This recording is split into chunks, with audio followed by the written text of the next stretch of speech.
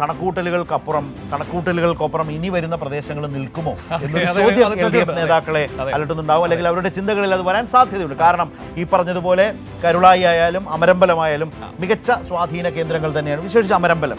പക്ഷേ ഈ കാണുന്ന ഒരു ട്രെൻഡിൽ നിന്ന് എത്രമാത്രം 1968 മറിക്കാൻ പറ്റുമോ? അത് നഗരസഭയുടെയും പ്രശ്നമുണ്ട്. ഞാൻ നേരത്തെ പറഞ്ഞു, നഗരസഭ കണക്ക് കൂട്ടുമ്പോഴും അതിലൊരു പ്രവചനാതീതമായ സാഹചര്യമുണ്ട്.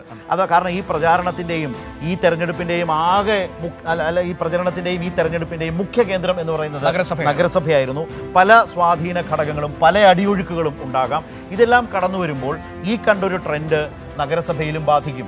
ഈ കണ്ട ട്രെൻഡിന്റെ പ്രശ്നം അതിജീവിക്കാൻ അമരമ്പലത്തിനും കരുളായിക്കും എത്രമാത്രം കഴിയും. അപ്പോൾ അതുകൊണ്ട് തന്നെ 3 സ്ഥലങ്ങളും, ഇനി എണ്ണാനുള്ള 3 സ്ഥലങ്ങളും നിർണായകമാകുമ്പോഴും LDFന്റെ പ്രതീക്ഷകൾക്കനുസരിച്ച് ആ പ്രദേശങ്ങളിൽ ലീഡ് ഉയർത്തിക്കൊണ്ടുവരാൻ കഴിയുമോ എന്ന ഒരു ചോദ്യമുണ്ട്. 10 തുടങ്ങിയിരിക്കുകയാണ്. 10 തുടങ്ങി, പക്ഷേ 9ന്റെ കണക്ക് വന്നിട്ടില്ല. അതാണ് ഇപ്പോൾ ഉള്ളത്. ഇനിയിപ്പോൾ 9ൽ എന്ത് സംഭവിച്ചു എന്നറിയേണ്ട ഒരു കാര്യം കൂടി. എന്നാൽ പോലും അത് വ്യക്തമാണ്.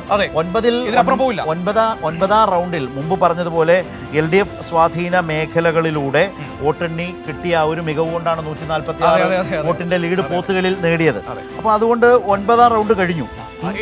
ഈ ഒരു ഫലത്തിനപ്പുറത്തേക്ക് ഒരു കുറവ് കൊണ്ടുവരാൻ കഴിയത്തില്ല. 10ാം റൗണ്ടാണ്. 9 റൗണ്ട് പൂർത്തിയായപ്പോഴാണ് ഈ നിലയിലേക്ക് വന്നിട്ടുള്ളത്. 5968 വോട്ടുകൾക്ക് ആര്യാടൻ ഷൗക്കത്ത് ലീഡ് ചെയ്യുന്നു എന്നുള്ളതാണ്. വഴിക്കടവ് കഴിഞ്ഞു, മൂത്തേടം കഴിഞ്ഞു, എടക്കര കഴിഞ്ഞു, പോത്തുകല്ല് കഴിഞ്ഞു. ഇനി ചുങ്കത്തറ തുടങ്ങുന്നു. ചുങ്കത്തറ ആണ് അടുത്ത 10ാം റൗണ്ടിലെ ഏറ്റവും പ്രധാനപ്പെട്ട ഇടമെന്ന് പറയുന്നത്. അതിനുശേഷം ചുങ്കത്തറ കഴിഞ്ഞ് നമ്മൾ നേരെ മുന്നോട്ട് പോകുന്നത് റൗണ്ട് 11ലും ചുങ്കത്തറ തന്നെയാണ്. റൗണ്ട് 10, 11 അത് ചുങ്കത്തറ പഞ്ചായത്താണ്. LDF സ്ഥാനാർത്ഥിയെ സംബന്ധിച്ചാണെങ്കിൽ പഠനകാലത്തടക്കം ഒരുപാട് വ്യക്തിബന്ധങ്ങളൊക്കെ ഉള്ള ഇടമാണ്. അതെങ്ങനെ വോട്ടായിട്ടുണ്ടോ എന്നത് പരിശോധിക്കേണ്ടതാണ്.